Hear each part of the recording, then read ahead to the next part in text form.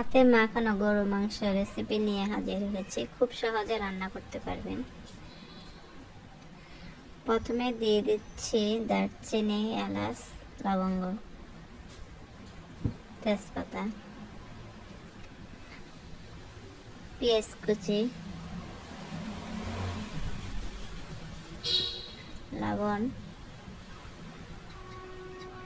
আদা রসুন বাটা, হলুদের গুঁড়া দিচ্ছি, মরিচ গুঁড়া, জিরা গুঁড়া,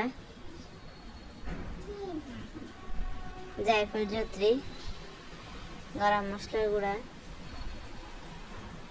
পরিমাণ মতন তেল দিয়ে দিচ্ছি। মাংসটা ভালো করে মেখে নেব। এর মধ্যে কোনো পানি দেওয়ার প্রয়োজন নেই, যে পানি বের হবে তাতে সিদ্ধ হয়ে যাবে। আমাদের মাংস রেডি। যদি ভিডিওটি ভালো লাগে তাহলে সাবস্ক্রাইব করুন।